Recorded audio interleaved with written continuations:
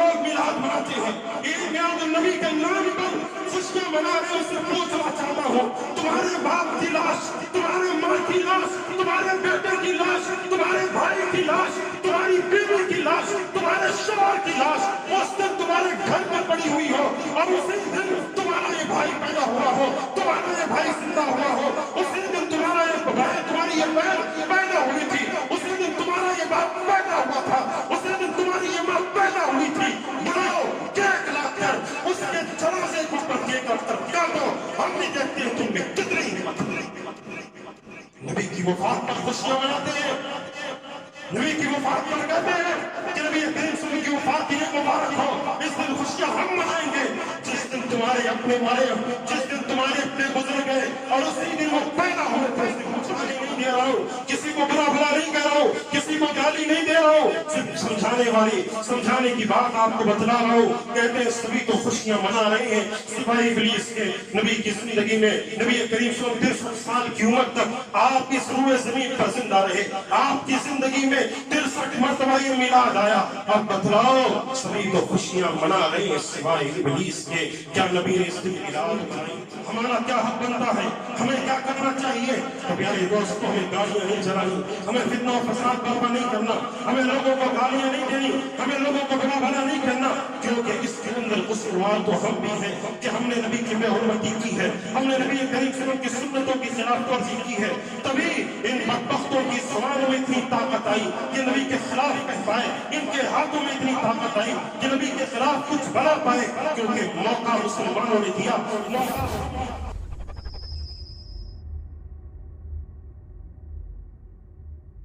إن الحمد لله نحمده ونستعينه ونستغفره ونؤمن به ونتوكل عليه ونعوذ بالله من شرور أنفسنا ومن سيئات أعمالنا، من يهده الله فلا مضل له ومن يضلله فلا هادي له، وأشهد أن لا إله إلا الله وحده لا شريك له، وأشهد أن محمدا عبده ورسوله، فقد قال الله تبارك وتعالى في القرآن المجيد والفرقان الحميد: أعوذ بالله السميع العليم من الشيطان الرجيم، بسم الله الرحمن الرحيم، يا أيها الذين آمنوا اتقوا الله حق تقاته ولا تموتن إلا وأنتم مسلمون، يا أيها الناس اتقوا ربكم الذي خلقكم من نفس واحدة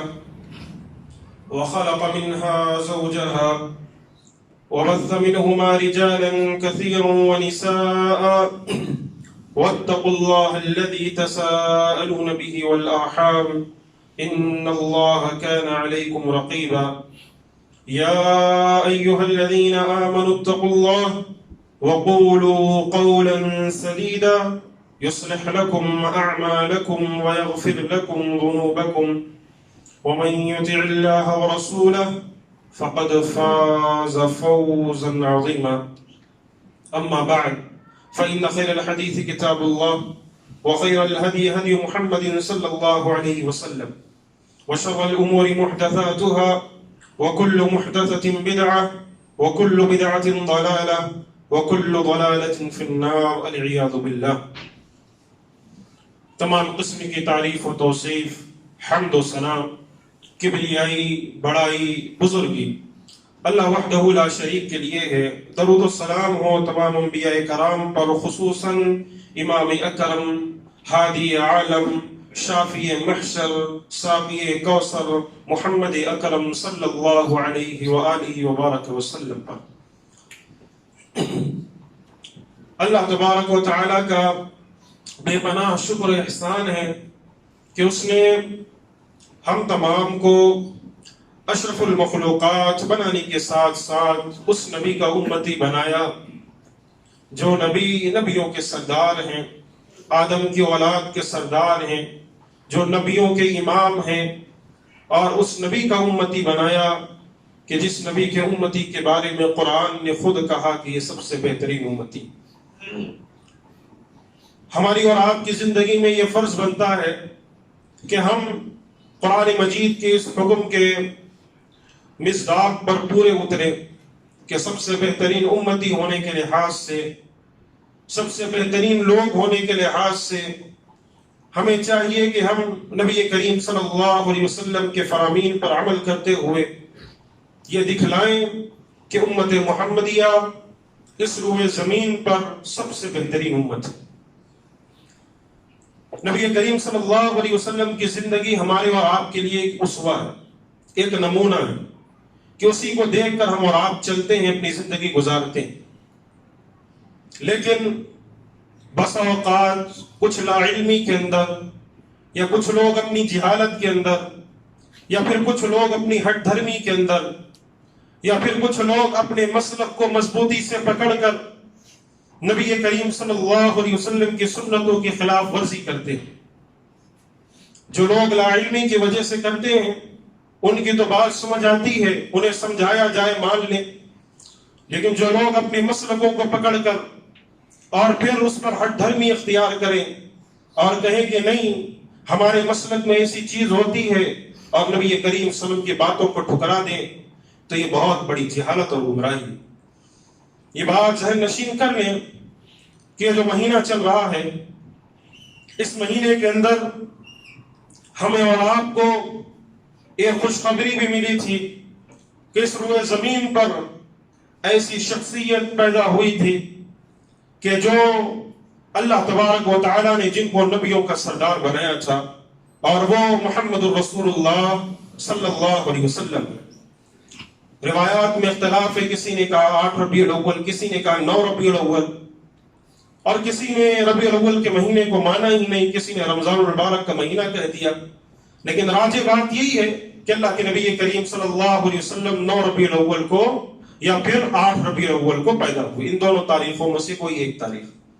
لیکن جو لوگ کہتے ہیں کہ 12 ربیع الاول نبی کریم صلی اللہ علیہ وسلم کی پیدائش کا دن ہے، یہ بات یاد رکھیے گا، اس دن نبی پیدا نہیں ہوئے۔ ہاں یہ ضرور ہے کہ اس دن اللہ کے نبی کریم صلی اللہ علیہ وسلم اس دنیا کو چھوڑ کر چلے گئے۔ یہ ضرور ہے کہ یہ وہ دن ہے، آج 12 ربیع الاول کا دن، یہ وہ دن تھا کہ جس دن مسجد نبوی میں سورج طلوع تو ہوا تھا، لیکن اس کے اندر سے ایسے لگ رہا تھا کسی نے روشنی کو چھین لیا۔ یہ وہ دن تھا کہ جس دن اصحاب رسول صلی اللہ علیہ وسلم کے چہروں پر رونے کے آثار نظر آ رہے تھے۔ یہ وہ دن تھا جس دن نبی کریم صلی اللہ علیہ وسلم کی بیٹی کی آنکھوں میں آنسو تھے۔ یہ وہ دن تھا کہ جس دن جبرائیل امین اس دنیا کے اندر نازل ہونا چھوڑ چکے تھے۔ یہ وہ دن تھا، اور اس دن خوشی مناتے ہیں۔ اور کیا جانو کہ نبی کریم صلی اللہ علیہ وسلم حجۃ الوداع کے موقع پر جب آپ نے اپنا الوداعی حج کیا، اس موقع پر اللہ کے رسول صلی اللہ علیہ وسلم نے اصحاب رسول کو نصیحت کی، کہا دیکھو تم اپنی بیویوں کے تعلق سے صحیح رہنا، اور ساتھ میں بہت ساری نصیحت کی۔ اور اس کے بعد نبی کریم صلی اللہ علیہ وسلم نے بات ارشاد فرمائی، کہا کہ مجھے اب یوں محسوس ہوتا ہے جیسے کہ میرا تمہارے ساتھ یہ آخری حج ہے، اب اس کے بعد شاید تم تو حج کرنے آ جاؤ لیکن تم مجھے اس مکہ میں نہیں پاؤ گے۔ نبی کریم صلی اللہ علیہ وسلم کے جب یہ الفاظ آپ کی زبان سے ادا ہوئے، اصحاب رسول صلی اللہ علیہ وسلم زار و قطار ہونے لگے۔ اس کے بعد اللہ تبارک و تعالی نے کہا الیوم اکملت لکم دینکم واتممت علیکم نعمتی۔ اللہ کے نبی کریم صلی اللہ علیہ وسلم آج کے دن ہم نے اس دین کو مکمل کر دیا، اپنی نعمتیں پوری کر دی۔ جب یہ آیت نازل ہوئی، عمر بن خطاب رضی اللہ عنہ جیسی شخصیت زار و قطار ہونے لگے۔ لوگوں نے پوچھا کہا روتے کیوں ہو، وجہ کیا ہے؟ کہا اس لیے روتا ہوں کہ جب دین مکمل ہو گیا تو اب نبی کی ضرورت ہی نہیں رہی۔ جب دین مکمل اللہ نے کر دیا تو اس کا مطلب یہ ہوا کہ اب اللہ کے نبی کریم صلی اللہ علیہ وسلم ہمارے ساتھ نہیں رہیں گے۔ اور پھر ماہ سفر کے اواخر کے اندر وہ دن تھا کہ جب اللہ کے رسول صلی اللہ علیہ وسلم ایک جنازے میں شریک ہوئے۔ جو ہی جنازے میں شریک ہوئے، شدت آپ کے بخار کی پکڑ چکی تھی، اتنا زیادہ بخار تھا کہ ابو سعید خدری رضی اللہ عنہ کہتے ہیں کہ نبی کریم صلی اللہ علیہ وسلم اپنے جو ہے سر پر ایک پٹی باندھے ہوئے تھے، اور جب میں آپ صلی اللہ علیہ وسلم کی اسی پٹی کے اوپر ہاتھ رکھا، آپ کے سر کی اس پٹی کے اوپر ہاتھ رکھا، تو اس پٹی کے اوپر سے بخار کی شدت محسوس ہو رہی تھی۔ نبی کریم صلی اللہ علیہ وسلم نے یہ بات ارشاد بھی فرمائی تھی کہ تم میں سے کسی کو 2 لوگوں کو جتنا بخار آتا ہے اتنا مجھے اکیلے کو آتا ہے۔ تو اندازہ لگائیے گا کہ ہمیں 102 103 104 کا جب بخار لگ جائے نا تو پھر چلنے کی ہمت نہیں رہتی، چلنے کی اٹھنے کی ہمت نہیں رہتی، کچھ نظر نہیں آتا۔ اور اندازہ لگائیے گا نبی کریم صلی اللہ علیہ وسلم کو ہم میں سے 2 لوگوں کے جتنا بخار، تو پھر اس کی شدت ہم محسوس نہیں کر پائیں گے۔ آخری ہفتہ اللہ کے رسول صلی اللہ علیہ وسلم کے اس دنیا کو چھوڑ کر جانے کا بڑا دردناک، بڑا المناک اور بڑی تکلیف دہ چیز کہ جس کے اندر اصحاب رسول صلی اللہ علیہ وسلم بڑی تکلیف میں تھے۔ نبی کریم صلی اللہ علیہ وسلم آخری ہفتہ تھا، اللہ کے رسول صلی اللہ علیہ وسلم اپنی بیویوں سے پوچھتے، کہتے آج میری باری کہاں ہے، کس کے پاس مجھے جانا ہے، کون سی میری باری ہے۔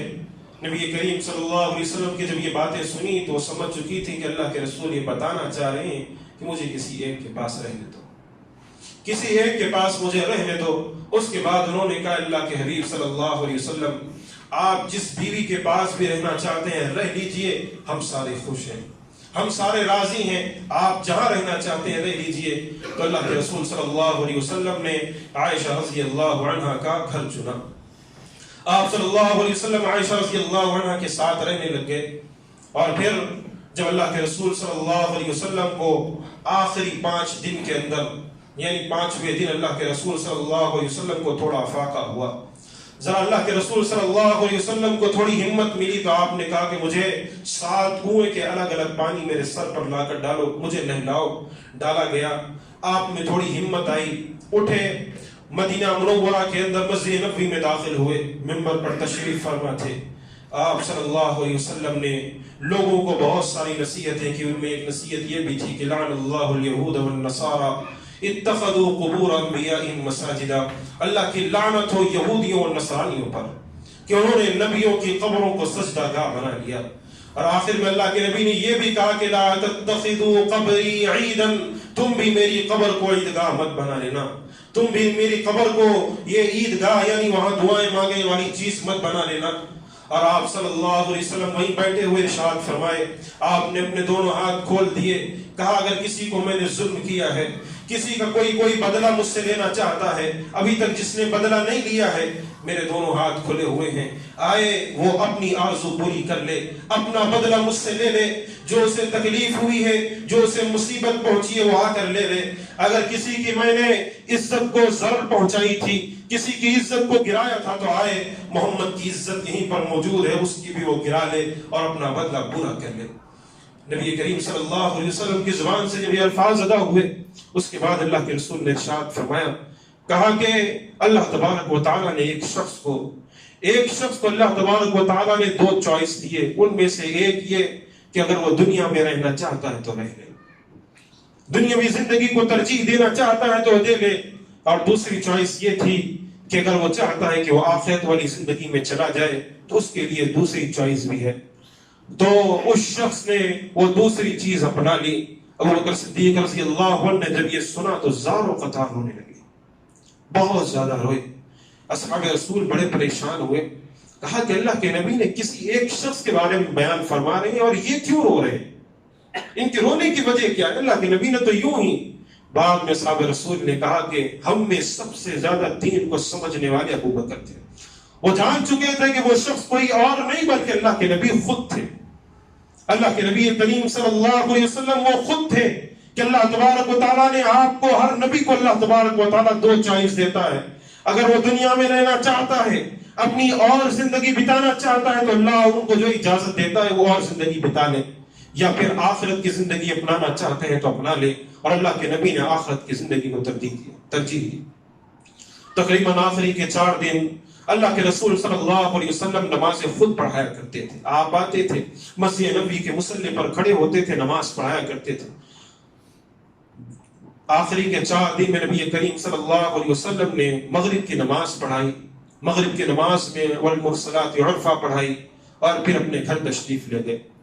عشاء کا وقت تھا، عشاء کے موقع پر بلال حبشی رضی اللہ عنہ نے اذان دی۔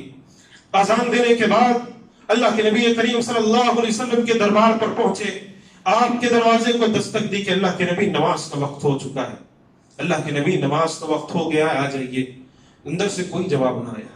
کیسے جواب آتا کہ حبیب کبریا، نبیوں کے امام، رب کے خلیل، نبیوں کی امامت کرانے والے، نبیوں کے سردار، آدم کی اولاد کے سردار بالکل بے ہوش پڑے ہوئے تھے، ہوش نہیں تھا ان کو۔ نبی کریم صلی اللہ علیہ وسلم جو ہی ہوش میں آئے، آپ نے اپنی پیاری بیوی سے پوچھا، کہا عائشہ کیا لوگوں نے نماز پڑھ لی ہے؟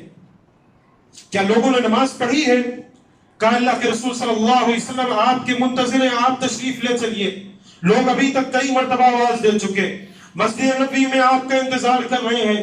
کہا مجھے کھڑا کرو، مجھے وضو کرواؤ، مجھے جو ایک پانی لا کر دو۔ نبی کریم صلی اللہ علیہ وسلم وضو کے تک پہنچے، پھر آپ بے ہوش ہو گئے، پھر ہوش میں آئے، پھر کہا کیا لوگوں نے نماز پڑھ لی؟ کہا نہیں، مسجد نبوی کے اندر اب تو اصحاب رسول سے آنا گیا، کیا آج سے پہلے کبھی نہ دیکھا گیا کہ اللہ کے رسول صلی اللہ علیہ وسلم اپنے اس دروازے کو کھول کر نہ آئے ہو؟ کیا وجہ ہے؟ کیوں نبی کریم صلی اللہ علیہ وسلم مسجد نبوی میں داخل نہیں ہو رہے؟ ڈر اور خوف کے مارے اندر سے ایک تکلیف، اندر سے ایک شدت ان کو محسوس ہو رہی تھی، کیا کرے؟ آنکھوں میں آنسو، پوری مسجد نبوی میں رونے کی آواز گونج رہی ہے۔ نبی کریم صلی اللہ علیہ وسلم نے پھر اٹھے، آپ نے کہا عائشہ کیا لوگوں نے نماز پڑھی ہے؟ نبی کریم صلی اللہ علیہ وسلم سے کہا کہ اللہ کے حبیب صلی اللہ علیہ وسلم آپ ہی کے منتظر ہیں۔ آپ نے کہا مجھے کھڑا کرو، وضو کرواؤ۔ وضو کرانے کی کوشش کی، پھر بے ہوش ہو گئے۔ جب ہوش میں آئے تو کیا لوگوں نے نماز پڑھ لی؟ کہا اللہ کے نبی نہیں۔ تو نبی کریم صلی اللہ علیہ وسلم نے کہا مروا ابا بکر فلیصلی بالناس، کہ جاؤ میرے صدیق سے کہہ دینا، میرے ابو بکر سے کہہ دینا، اپنے تم بابا سے کہہ دینا کہ وہ نبی کے مصلی پر کھڑے ہو کر لوگوں کی امامت کروائے، نبی کے مصلی پر جا کر کھڑا ہو جائے۔ عائشہ رضی اللہ عنہا نے کہا اللہ کے نبی میرے بابا بڑے نرم دل ہیں، ان میں ہمت نہیں ہے، ان میں ہمت نہیں ہے کہ جس مصلی پر نبیوں کا امام کھڑا ہوتا ہے اس مصلی پر میرا بابا کھڑا ہو جائے۔ ان میں وہ طاقت نہیں ہے، وہ قوت نہیں ہے کہ جس مصلی پر آپ کو کھڑا ہوتا ہوا دیکھے ہیں اس مصلی پر وہ خود جا کر کھڑے ہو جائیں۔ بڑے نرم دل انسان ہے۔ نبی کریم صلی اللہ علیہ وسلم نے کہا مروا ابا بکر فلیصلی بالناس، میرے مصلی پر اگر کوئی کھڑا ہوگا تو صرف اور صرف میرا صدیق ہی کھڑا ہوگا، کوئی نہیں کھڑا ہوگا۔ چنانچہ ابو بکر صدیق رضی اللہ عنہ تک یہ پیغام پہنچایا گیا۔ اب اصحاب رسول صلی اللہ علیہ وسلم کے دلوں کی دھڑکنیں بڑھ گئی کہ اللہ کیا ہو گیا کہ نبی کریم صلی اللہ علیہ وسلم کے مصلی پر آج ابو بکر کھڑے ہو گئے، نبی تشریف نہ لائے۔ شدت تکلیف کی بڑھتی گئی۔ ابو بکر صدیق رضی اللہ عنہ یوں جو کھڑے ہو کر نماز پڑھائی آپ نے، اور آخری کے 3 دن قبل ظہر کا موقع تھا۔ اللہ کے رسول صلی اللہ علیہ وسلم مسجد نبوی میں داخل ہوئے۔ مسجد نبوی میں جو ہی داخل ہوئے ابو بکر صدیق رضی اللہ عنہ امامت کروا رہے تھے۔ آپ صلی اللہ علیہ وسلم آئے اور آپ صلی اللہ علیہ وسلم نے ابو بکر صدیق رضی اللہ عنہ کے بغل میں بیٹھ گئے۔ اللہ کے نبی کریم صلی اللہ علیہ وسلم کا جو ہی مسجد نبوی میں داخل ہونا، جو ہی اللہ کے رسول صلی اللہ علیہ وسلم کا آنا، ابو بکر صدیق رضی اللہ عنہ اپنی پیچھے صف میں جانے لگے، یعنی امامت سے پیچھے ہٹنے لگے۔ نبی نے اشارتاً کہا کھڑے رہو، کھڑے رہو۔ اللہ کے نبی نے کہا، بغل میں آ کر آپ صلی اللہ علیہ وسلم بیٹھ گئے، اور پھر آپ صلی اللہ علیہ وسلم کی نماز کو ابو بکر صدیق دیکھ رہے تھے، اور پھر تکبیرات بلند کرتے ہوئے لوگوں کو نماز پڑھا رہے تھے۔ یعنی اللہ کے نبی ابو بکر صدیق کو نماز پڑھا رہے تھے اور ابو بکر صدیق لوگوں کی امامت کروا رہے تھے۔ اس انداز سے نماز پڑھی گئی، اس انداز سے اللہ کے رسول صلی اللہ علیہ وسلم نے لوگوں کو نماز پڑھوائی، لوگوں کو اللہ کے رسول صلی اللہ علیہ وسلم نے نماز پڑھانے کا حکم دیا۔ اس کے بعد پھر اس مسجد نبوی میں ابو بکر صدیق رضی اللہ عنہ نماز پڑھاتے۔ یہ وہ آخری لمحات تھے، یہ آخری دن تھے، یہ زندگی کے آخری ایام تھے کہ آخری کے 2 دن قبل یا 1 دن قبل اللہ کے رسول صلی اللہ علیہ وسلم کو تکلیف محسوس ہونے لگی۔ آپ سمجھ گئے کہ تقریباً میں 1 یا 2 دن کا مہمان ہوں۔ آپ نے اصحاب رسول کو بلایا، ان کو وصیت کی۔ بعد میں آپ نے اپنی پیاری بیٹی کو بلایا۔ جب اللہ کے رسول صلی اللہ علیہ وسلم کی پیاری بیٹی نے دیکھا کہ بابا کی یہ تکلیف ہے تو کہا واہ کر بابا، ہائے بابا جان آپ کی تکلیف۔ ہائے بابا جان آپ کو جو تکلیف پہنچ رہی ہے. نبی نے قریب بلایا, کہا بیٹی غم نہ کرنا, غم نہ کرنا, بابا جان کی یہ تکلیف آخری تکلیف ہے, آج کے بعد تکلیف نہیں ہوگی, آج کے بعد تکلیف نہیں ہوگی. قریب بلایا, کان میں کہا بیٹی اس دنیا سے میں اب جا رہا ہوں. رونے لگ گئی. کہا بیٹی غم نہ کرنا کہ میرے مرنے کے بعد, میری وفات کے بعد اگر کوئی سب سے پہلے مجھ سے ملاقات کرے گا میرے خاندان میں تم ہوگی, تم مجھ سے ملنے آؤ گی سب سے پہلے. اس پر وہ خوش ہو گئی. اللہ کے رسول صلی اللہ علیہ وسلم کا وہ آخری دن, وہ آخری منظر کہ اللہ اکبر, چاشت کا موقع تھا, صبح فجر کی نماز ہو رہی تھی, فجر کا موقع تھا. ابو بکر صدیق اللہ اکبر کہہ کر کھڑے ہو گئے. ادھر نبی کریم صلی اللہ علیہ وسلم نے اپنے حجرے سے پردہ ہٹایا اور پھر اللہ کے رسول صلی اللہ علیہ وسلم نے لوگوں کو دیکھا نماز پڑھ رہے ہیں. اور نبی کریم صلی اللہ علیہ وسلم کا جو ہی دیدار ہوا, اللہ کے رسول صلی اللہ علیہ وسلم کے جسم کی خوشبو جب اصحاب رسول صلی اللہ علیہ وسلم کو پہنچی تو قریب تھا کہ اپنی نمازیں توڑ کر نبی کے قدموں میں پہنچ جاتے کہ اللہ کے حبیب آپ کیسے. قریب تھا, نبی نے اشارتاً کہا نماز پڑھو, نماز پڑھو. آپ نے پردہ ہٹایا, سارے اصحاب رسول کو دیکھا. کیا منظر, کیا خوب منظر تھا کہ اللہ اکبر. کبھی اللہ کے حبیب تنہا چلے تھے, تنہا کھڑے ہو کر توحید کی دعوت دے رہے تھے. آج اس دنیا سے جا رہے ہیں تو ہزاروں اور لاکھوں کی تعداد میں مسجد نبی کے اندر لوگ نماز ادا کر رہے ہیں. اور نبی کریم صلی اللہ علیہ وسلم ان کو دیکھا اور اللہ اکبر, یہ اللہ کا کہنا ہی تھا, یہ اللہ نے کہا ہوگا کہ اللہ کے حبیب صلی اللہ علیہ وسلم دیکھ لو جو آپ نے 23 سال تک محنت کی تھی, ان سارے لوگوں کو اکٹھا کیا تھا, آج دیکھ لو کیسے یہ لوگ سینہ تان کر آپس میں ایک دوسرے سے مل کر کھڑے ہوئے ہیں. اللہ کے رسول صلی اللہ علیہ وسلم نے دیکھا, ابو بکر صدیق رضی اللہ عنہ پیچھے ہٹنے لگے. اللہ کے نبی نے اشارتاً کہا کہ اپنی نماز پڑھاتے رہو. اس کے بعد اللہ کے نبی کریم صلی اللہ علیہ وسلم نے پردے کو چھوڑ دیا. وہ پردہ آخری مرتبہ گرنا تھا, پھر تا قیامت کبھی وہ پردہ نہ اٹھ سکا. وہ پردہ آخری مرتبہ گرنا تھا, اس کے بعد پھر وہ پردہ کبھی نہ اٹھا. چاشت کا موقع. عائشہ رضی اللہ عنہ ارشاد فرماتی ہیں اللہ کے حبیب صلی اللہ علیہ وسلم کو میں اپنے سینے سے لگائے ہوئی تھی. یہ تاریخ تھی آج کے دن کی 11 ربیع الاول. آج کے دن کی 11 ربیع الاول کی یہ تاریخ تھی. اسی دن اللہ کے رسول صلی اللہ علیہ وسلم اس دنیا کو چھوڑ کر گئے. ادھر سے ایک سورج طلوع ہو رہا تھا, اپنی شعاعیں بکھیر رہا تھا, اپنی جو ہے لوگوں کے ذہنوں اور لوگوں کے جو ہے گھروں پر اپنی شعاعوں کو اور اپنی گرمی کو لوگوں پر ڈال رہا تھا. اور ادھر سے نبیوں کا امام اس دنیا کو چھوڑ کر رخصت ہو رہا تھا. اللہ کے رسول صلی اللہ علیہ وسلم, عائشہ رضی اللہ عنہ ارشاد فرماتی ہیں کہ آخری دن نبی کریم صلی اللہ علیہ وسلم میری گود میں ہے. نبی کریم صلی اللہ علیہ وسلم کو میں اپنی گود میں لیے ہوئے اپنے سینے سے چمٹائے ہوئے تھی کہ اللہ کے رسول صلی اللہ علیہ وسلم کو اپنے سینے سے لگائے. اللہ کے رسول صلی اللہ علیہ وسلم بار بار کہتے تھے الصلاۃ الصلاۃ وما ملکت ایمانکم. لوگوں نماز اپنے غلاموں کا خیال رکھنا, نماز اپنے غلاموں کا خیال رکھنا.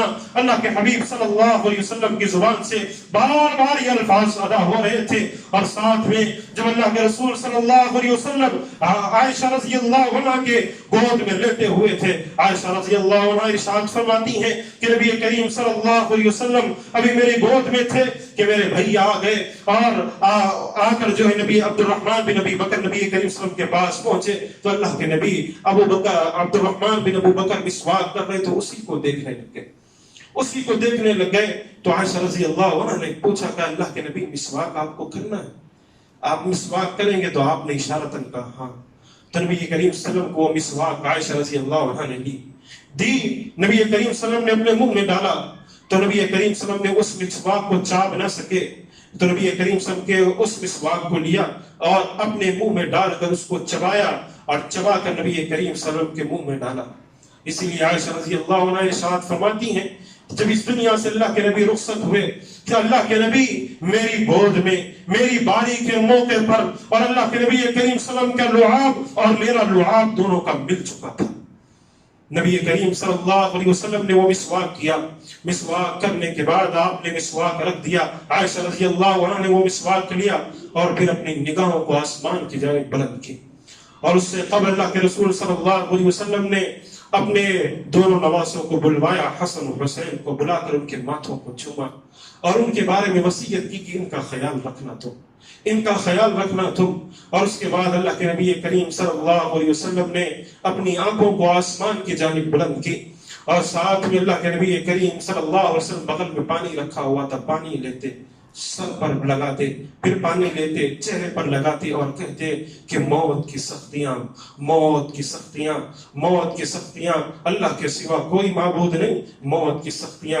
نبی کریم صلی اللہ علیہ وسلم کی زبان سے الفاظ ادا ہوتے رہے، پھر کہا اللہ تو مجھے صدیقین میں، شہداء میں، نبیوں میں شامل فرما، اے اللہ تو میرے گناہوں کو معاف فرما۔ اور اللہ کے نبی کریم صلی اللہ علیہ وسلم بار بار ارشاد فرماتے ہیں کہ اللہ تو مجھے رفیق اعلیٰ کی جانب بلا لے، تو مجھے رفیق اعلیٰ کی جانب بلا لے۔ نبی کریم صلی اللہ علیہ وسلم کی نگاہ آسمان کی جانب، ہاتھ آسمان کی جانب بلند ہوئے، پھر آپ کے جو ہے آنکھیں بند ہوئی، ہاتھ نیچے، اور یہ وہ دن تھا جس دن نبیوں کا امام رخصت ہو گیا۔ یہ وہ دن تھا، یہ وہ دن تھا جس دن نبیوں کا امام رخصت ہوا تھا۔ یہ وہ دن تھا کہ جس دن نبی کریم صلی اللہ علیہ وسلم کی بیٹی روتے ہوئی کہی تھی، رو رہی تھی، آنکھوں میں آنسو تھا، نبی کریم صلی اللہ علیہ وسلم کی بیٹی بار بار کہتی یا بتا جا رب بندہ، ہائے بابا جان رب نے آپ کو بلایا تو آپ نے اس پر لبیک کہہ دیا، یا بتا من جنت الفردوس مأوا، ہائے بابا جان آپ کا ٹھکانہ تو جنت الفردوس ہے، یا بتا الہ جبریل رعا، ہائے بابا جان ہم جبرائیل امین کو آپ کی وفات کی خبر دے رہے ہیں،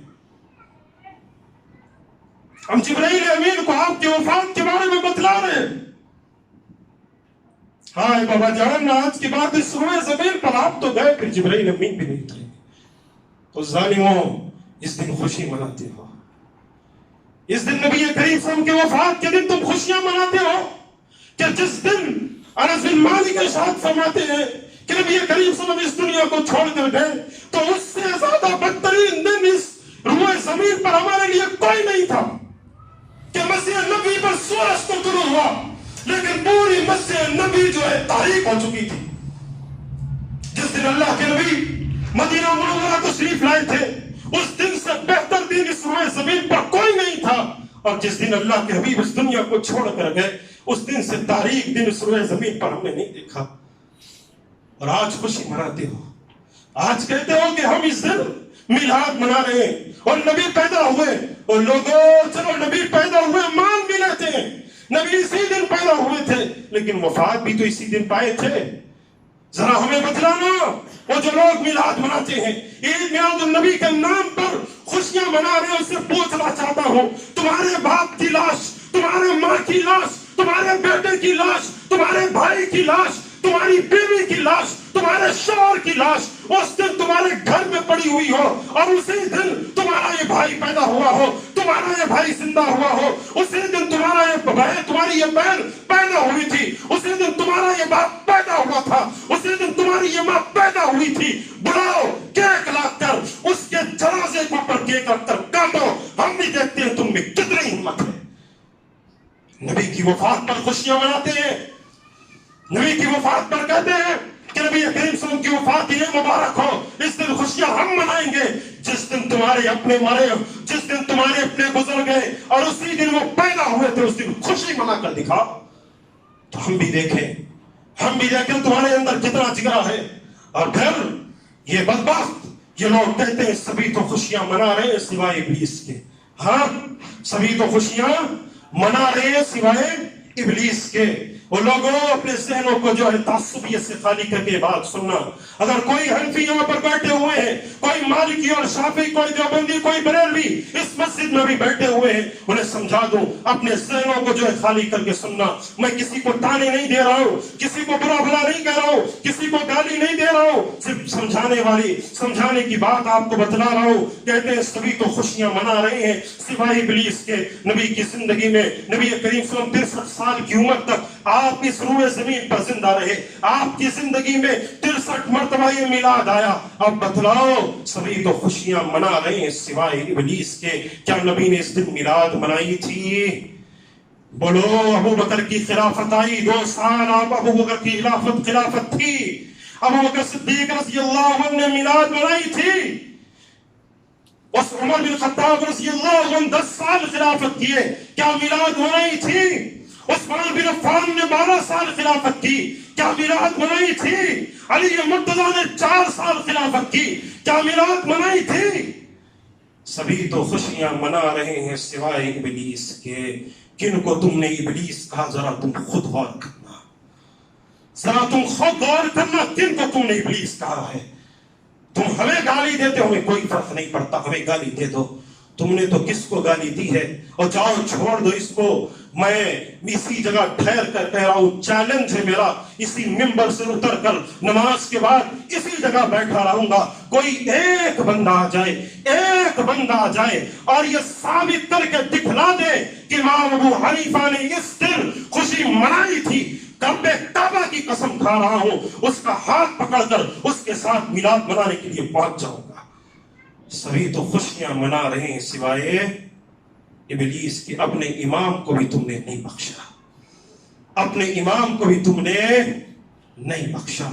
تم کہتے ہو کہ اس دن نبی میلاد منائے تھے، جاؤ ثابت تو کرو، یہاں پر بیٹھا ہوا ہوں، یہاں پر کھڑے ہو کر یہ کہہ رہا ہوں، کوئی ایک بندہ ایک حدیث لا کر دکھلا دے، ایک حدیث لا کر دکھلا دے، رب کعبہ کی قسم کھا کر کہہ رہا ہوں کہ یہاں پر اسی جمعے کے دن نماز ختم ہونے کے بعد تمہارے ساتھ میلاد کے لیے چلوں گا، تمہارے ساتھ میلاد مناؤں گا، صرف ایک حدیث دکھلا دو، ایک حدیث۔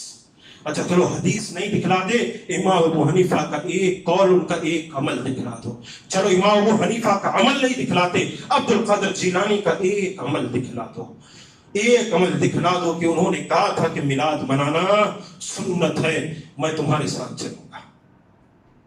قیامت تک کوئی ثابت نہیں۔ کہتے ہیں کہ اس دن ابو جہل نے خوشی منائی تھی جب اللہ کے نبی پیدا ہو، اشارہ کیا کیا تھا؟ ابو جہل نے اپنی لونڈی کو آزاد کیا تھا۔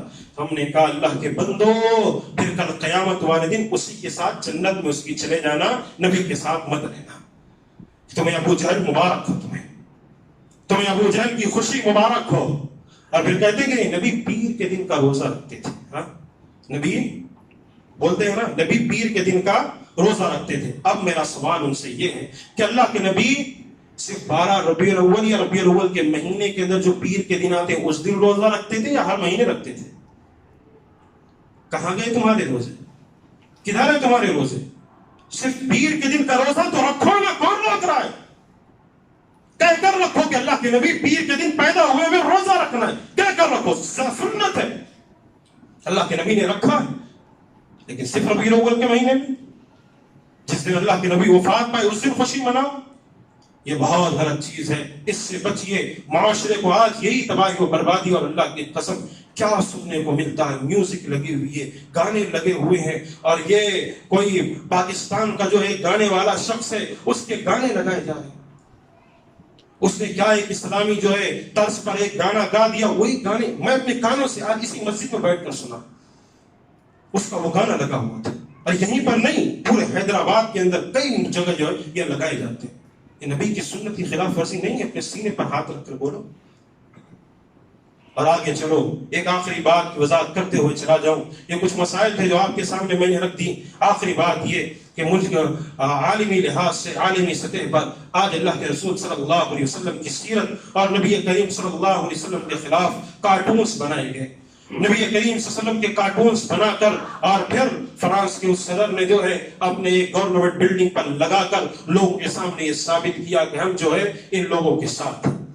میں ان سارے لوگوں کو ایک پیغام دینا چاہتا ہوں جو لوگ اس کارٹونز کے ساتھ ہیں اور نبی کریم صلی اللہ علیہ وسلم کی یہ بے حرمتی کر رہے ہیں، جاؤ، ہم یہ نہیں کہتے کہ ہم جو ہے مارنے اور کاٹنے کے لیے تیار ہو جائیں گے، ہم یہ نہیں کہتے کہ ہم تمہارے خلاف، ہاں ہم میں جتنی ہمت ہے اپنے ہاتھوں کو بلند کریں گے، اللہ سے تمہارے خلاف بددعائیں کریں گے، اللہ سے کہیں گے اللہ تو ان کے لیے کافی و شافی ہو جا، ہم اللہ تبارک و تعالیٰ سے دعائیں کریں گے، ہماری زبان میں اللہ نے طاقت دی، لوگوں کو کہہ کر بتلائیں گے، لوگوں کو سمجھائیں گے، ہمارے ہاتھ میں اللہ نے طاقت دی، لوگوں کو روکیں گے۔ لیکن جاؤ، تمہیں جو کرنا ہے کرو، تمہیں جو دل میں آ کر گزرو، تم نبی کریم صلی اللہ علیہ وسلم کے کارٹونز بناؤ، نبی کریم صلی اللہ علیہ وسلم کی بے حرمتی کرو، لیکن یاد رکھنا اس روئے زمین پر جس کسی किसी ने नबी करीम सल्लल्लाहु अलैहि वसल्लम की बेहुरमती की है, अल्लाह तबारक व तआला उसके लिए काफी और शाफी हो गया है।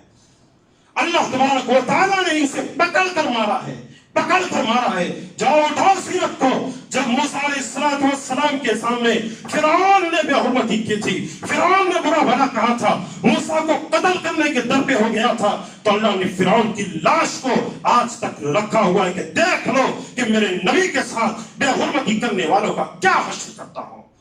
जाओ, जब इब्राहिम के साथ नमरूद ने बेहुरमती की थी तो अल्लाह ने उसको सिर्फ मच्छरों के जरिए तबाह बर्बाद कर दिया था।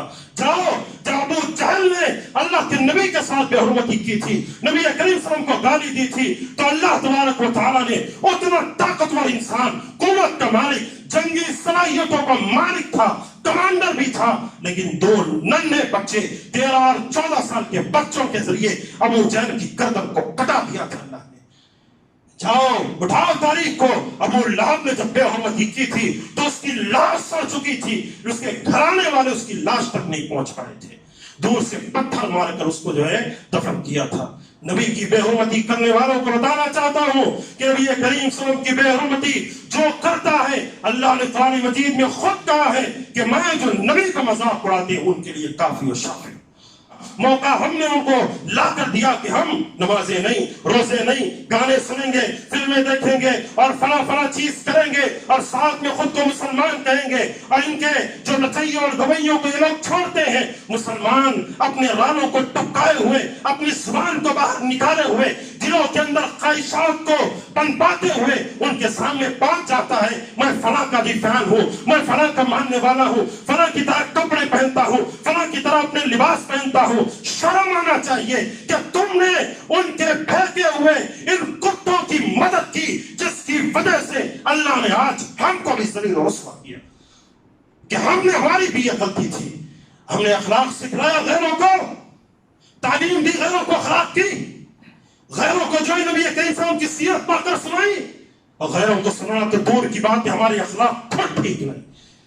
गैरों को जो नबी की सीरत सुनाना तो दूर की बात है, किसी से पूछो नबी के दो नाम क्या है बतला दो, नबी कब पैदा हुए, कहां पैदा हुए, नबी करीम सल्लल्लाहु अलैहि वसल्लम ने कहा किस मौके पर हिजरत की, आपकी बीवियां कितनी हैं, हक्के बक्के हो जाएंगे। हमें कुछ सीरत नहीं पता तो फिर हम क्या खाक जो है दावत तबलीग का काम लोगों को सिखलाएंगे। आज हमारा ये फर्ज बनता है कि अगर अल्लाह ने फेसबुक है, व्हाट्सएप है, ना जाने ये सोशल मीडिया बहुत ज्यादा है, इसके जरिए से लोगों के दरमियान जो है सही बातों को आप फैलाओ। आप जिस रुतबे पर हो, जिस मर्तबे पर हो, अगर आप किसी कंपनी के बॉस हो, वहां पर जाओ तो तबलीग का काम करो। अगर आप अपने जो है खानदान के लिहाज से बड़े हो, वहां पर लोगों के अंदर दावत तबलीग का काम करो। अगर आपके माशरे में गैर मुस्लिम आपके साथ उठते बैठते हैं, आपसे बात करते हैं, आपसे मोहब्बत रखते हैं, आपका दोस्ताना गैर मुस्लिमों से ज्यादा है, उनको नबी की बतलाओ, नबी के अखलाक बतलाओ, नबी के आदात और तवार बतलाओ, ये सारी चीजें सिखलाओ, तब कभी जो है ये चीजें नहीं पनपेगी। वरना जो है इस किस्म के लोग आते रहेंगे और इस किस्म के लोग फितना और फसाद फैलाते रहेंगे।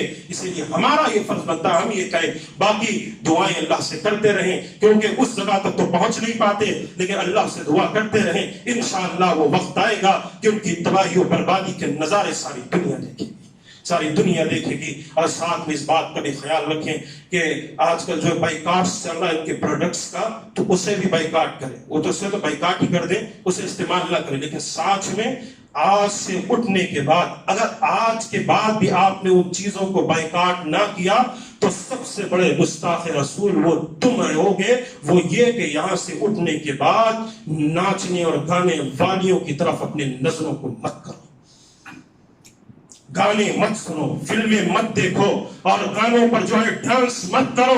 अगर इसको आपने यहाँ उठने के बाद छोड़ दिया तो आपने अल्लाह के रसूल की इज्जत का दिफा किया।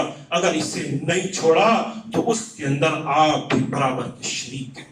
बातें बुरी लगी माफ कीजिएगा, लेकिन ये हक है जो मैंने आपको बतलाया। बाइकाट आपको प्रोड्यूस करना है, साथ में इन चीजों को भी कुल्ली तौर पर, इन चीजों को मरते दम तक के लिए बाइकाट करना, मरते दम तक के लिए इस्तेमाल ही, इन चीजों पर जाना ही नहीं। تب ہم کامیاب ہیں. یہ بعض باتیں تھیں جو میں نے آپ کے سامنے رکھ دی. اللہ سے دعا ہے اللہ تبارک و تعالی ہم تمام کو قرآن و سنت پر عمل کی توفیق عطا فرمائے. اللہ تو ہمیں جب تک زندہ رکھ ایمان و اسلام پر زندہ رکھ، اور جب تو موت دے تو ہماری زبان سے کلمہ توحید لا الہ الا اللہ جاری فرما. اللہ ہم گنہگار و خطا کار ہیں، ہمارے گناہوں کو معاف فرما. اللہ جہاں کہیں بھی مسلمان پریشان ہیں ان کی پریشانیوں کو دور کر دے. الہ العالمین تیرے نبی کی گستاخی بدبختوں نے کی ہے، تیرے نبی کے خلاف انہوں نے اپنی آوازوں کو بلند کی ہے. اللہ تو ان کے لیے کافی و شافی ہو جا. اللہ جیسے تو نے ابو لہب کو برباد کیا، جیسے تو نے ابو جہل کو برباد کیا، اے اللہ یا تو ان کو اسلام سے مالا مال کر دے. اگر یہ اسلام قبول نہ کرے تو اللہ ان کی تباہی و بربادی کے نظارے پوری دنیا میں دکھلا، تاکہ ساری دنیا بھی دیکھ سکے کہ نبی کے خلاف اور نبی کریم صلی اللہ علیہ وسلم کے خلاف بری باتیں کہنے کا کیا صلہ اور کیا انجام ہوتا ہے. اللہ سے دعا ہے الہ العالمین جو لوگ قرض سے دبے ہوئے ہیں ان کی قرض کی ادائی کا بندوبست فرما، جو بیمار ہیں انہیں شفاء کاملہ اور عاجل نصیب فرما. آمین. وآخر دعوانا ان الحمد للہ.